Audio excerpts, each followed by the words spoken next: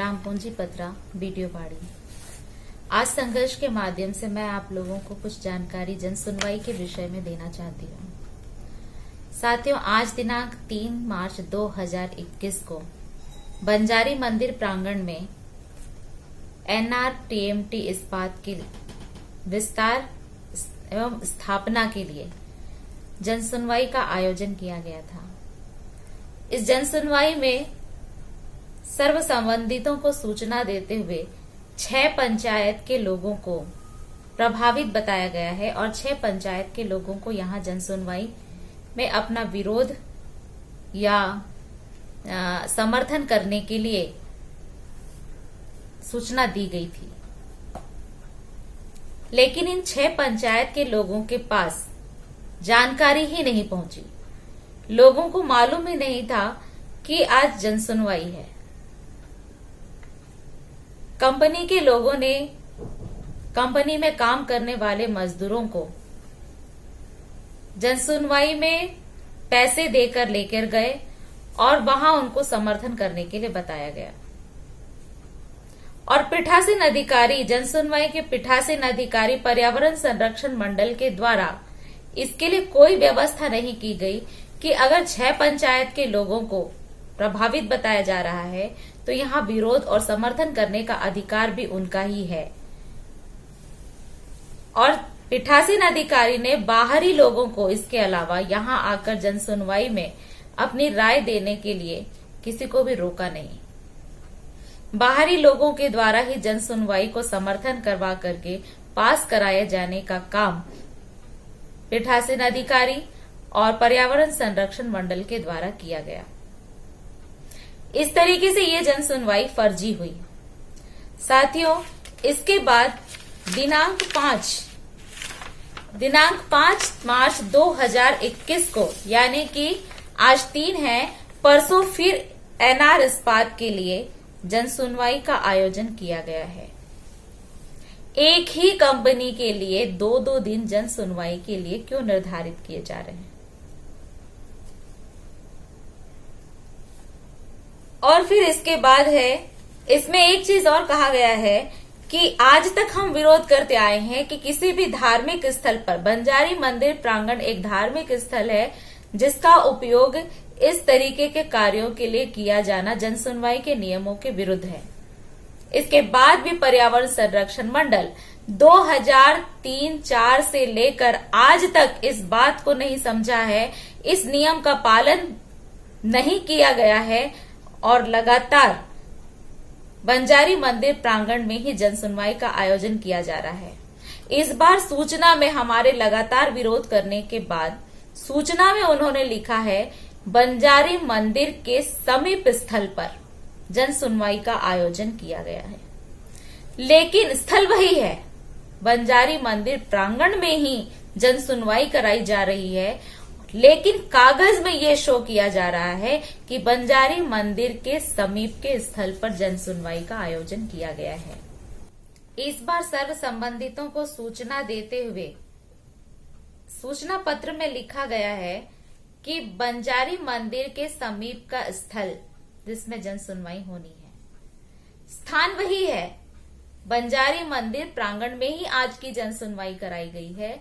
लेकिन सूचना पत्र में यह लिखा जा रहा है कि जन सुनवाई बंजारी मंदिर के समीप स्थल पर होगी।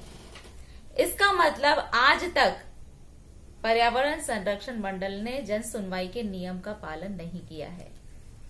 साथियों, इसमें प्रभावित पंचायतें जो बताई जा रही है, सामारूमा, अमलीडीह, आमाघाट, तराईमाल, छर्रा टांगर, इन पंचायतों को तुमिडी एक, इन पंचायतों को प्रभावित पंचायत माना जा रहा है। उद्योगों से प्रभावित क्षेत्र कम से कम 10 किलोमीटर के अंदर में जितनी भी पंचायतें आती हैं वे सभी पंचायतें प्रभावित मानी जाती है। यानी जमडबरी को इसमें छोड़ दिया गया है, सरायपाली छोड़ दिया गया है और लगातार इन 6 पंचायतों को ही इससे प्रभावित बताया जा रहा है। लेकिन जन सुनवाई में आने के लिए इसके अलावा बाहरी लोगों को बुलाकर समर्थन कराने के लिए पीठासीन पर्यावरण संरक्षण मंडल ने किसी भी तरीके की कोई भी व्यवस्था नहीं की है। आज जनसुनवाई में मेरे द्वारा बहुत सारे सवाल मैंने किए वहां पर, जिनमें से एक भी सवाल का जवाब पर्यावरण संरक्षण मंडल ने नहीं दिया, ना ही एनआरटीएमटी कंपनी के लोगों ने दिया। मैंने दबाव डालकर मैंने वहां पर ये सवाल किया, ये कहा कि मुझे मेरे इन सवालों का जवाब दीजिए। आप हमारी सुनवाई कर रहे हैं, सुनवाई में आप हमें जवाब भी दीजिए कि आज तक हमको इससे इस कंपनी से फायदा क्या हुआ है, हमें कंपनियों ने दिया क्या है, हम प्रभावित पंचायत के लोग हैं। मेरा पहला सवाल था कि आपने कितनी ग्राम सभाओं से आज की जन सुनवाई के लिए चर्चा की है।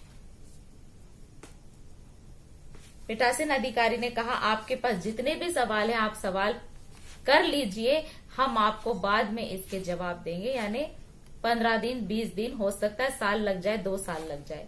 इस 2 साल के अंदर ये हम 2003-4 से सवाल करते आ रहे हैं, लेकिन कभी भी हमारे किसी भी सवाल का जवाब पर्यावरण संरक्षण मंडल ने नहीं दिया है। दूसरा सवाल मैंने किया, कितनी ग्राम सभाओं को आपने उद्योग विस्तार के फायदे और नुकसान के विषय में बताया है। इस पर भी उनके पास कोई जवाब नहीं है। प्रदूषण का माप और EIA रिपोर्ट आपने संबंधित पंचायत के कितने लोगों को बताया, इसके विषय में भी इनके पास कोई जानकारी नहीं है।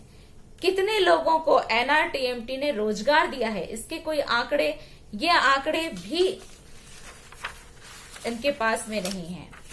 अनुबंध के आधार पर एनआरटीएमटी ने संबंधित पंचायतों में प्रदूषण नियंत्रक यंत्र कितने लगाए हैं, ये भी पर्यावरण संरक्षण मंडल के पास में कोई जानकारी नहीं दी। अनुबंध के आधार पर एनआरटीएमटी ने स्वास्थ्य केंद्र की व्यवस्था, क्योंकि पर्यावरण प्रदूषण से बीमारियां आएंगी, इसके लिए स्वास्थ्य के लिए संबंधित पंचायतों में क्या व्यवस्था किया है, इसके भी विषय में कोई जानकारी पर्यावरण संरक्षण मंडल के पास नहीं है। अनुबंध के आधार पर टीएमटी ने कितने बच्चों की शिक्षा की व्यवस्था की है, ये जानकारी भी नहीं है। कोई शिक्षा की व्यवस्था उन्होंने नहीं की है, किसी भी पंचायत में नहीं की है। अनुबंध के आधार पर एनआरटीएमटी ने खेतों की फसलों की सुरक्षा के विषय में क्या कदम उठाए, इस पर भी पर्यावरण संरक्षण मंडल के पास कोई जवाब नहीं है। अनुबंध के आधार पर एनआरटीएमटी ने CSR राशि का उपयोग संबंधित पंचायतों में कितना किया है, इसकी भी कोई जानकारी नहीं है। सड़क दुर्घटना में जो वृद्धि हो रही, इसे रोकने के लिए एनआरटीएमटी कंपनी ने क्या किया है, ये भी पर्यावरण संरक्षण मंडल और पीठासीन अधिकारी, जन सुनवाई अधिकारियों के पास में इसकी कोई जानकारी नहीं है। ना ही एनआरटीएमटी इसके विषय में कोई भी जानकारी हमें देने में सफल हो पाया है। इसके बाद मैंने यह भी सवाल किया कि एनआरटीएमटी के विस्तार से या नए भट्टी की स्थापना से मुझे और मेरे परिवार को पूंजीपथरा गांव में और मेरे गांव के लोगों को जो नुकसान होगा, जो बीमारियां आएंगी, इसके लिए एनआरटीएमटी ने मेरे लिए क्या सोचा है, इसके विषय में पर्यावरण संरक्षण मंडल ने मेरे विषय में पर्यावरण संरक्षण मंडल से क्या, एनआरटीएमटी कंपनी के मालिकों से क्या मांग की है, इसके विषय में भी उनके पास कोई जवाब नहीं था। यानी ये सारा का सारा घालमेल, ये हमारी जिंदगियों का सौदा कर रहे हैं, ये रिश्वत लेकर ऐसी जन सुनवाइयां करवा रहे हैं, ये फर्जी जन सुनवाइयां हैं जो बाहरी लोगों को लाकर कराई जा रही हैं और हम संबंधित लोगों को की राय लेने की भी आवश्यकता नहीं समझी जा रही है। तो साथियों, ऐसी फर्जी जन सुनवाइयों का हमें विरोध करना है ताकि हमारी आने वाली पीढ़ियों का भविष्य जीवन सुरक्षित हो सके। इन उद्योगों की वजह से हम स्थानीय लोगों को मौत मिल रही है। जो बाहरी लोग आ रहे हैं वो 100-200 रुपए और चाय पकौड़े समोसे में हमारा सौदा कर रहे हैं। हमें जागरूक होना है, हमें अपने साथ हो रहे अन्याय का विरोध करना है। हमारी आने वाली पीढ़ियां, जो नन्हे बच्चे आज हमारे घरों में, गांव में हैं, वो इसका विरोध नहीं कर सकते, वो बच्चे इसके लिए नहीं लड़ सकते, लेकिन उनका भविष्य खतरे में है, उनकी जिंदगियां खतरे में हैं। हमें उसकी सुरक्षा के लिए कदम उठाने होंगे, हमें उनके लिए लड़ना होगा। ये हमारे अधिकारों का शोषण कर रहे हैं, हमें हमारे अधिकारों से हमें वंचित करने का ये घिनौना षड्यंत्र कर रहे हैं। और फर्जी सरपंच सामारूमा पंचायत, जो पूंजीपथरा गांव सामारूमा पंचायत में आता है, यहाँ फर्जी सरपंच को इन कंपनियों के लोगों ने बैठाया हुआ है। इन कंपनियों के लोगों का खरीदा हुआ सरपंच है वो, जो कि इन फर्जी जन सुनवाइयों को लगातार यहाँ करवा करके लोगों के जीवन से खेल रहे हैं, लोगों के जीवन को बर्बाद कर रहे हैं, भविष्य को बर्बाद कर रहे हैं। हमें इन सब के लिए, न्याय के लिए एक होना होगा। इसके लिए हमें संघर्ष करना पड़ेगा। साथियों, आप सबसे निवेदन है कि हमारे लोगों को जागरूक करने के लिए आप इस वीडियो को ज्यादा से ज्यादा शेयर कीजिए, लाइक कीजिए और आपस में चर्चाएं कीजिए कि हमें अब तमनार को बचाने के लिए संघर्ष करना ही होगा। गोढ़े से आगे आप लेकर के जाइए तो पूरा का पूरा खदानों में तमनार खत्म हो गया है।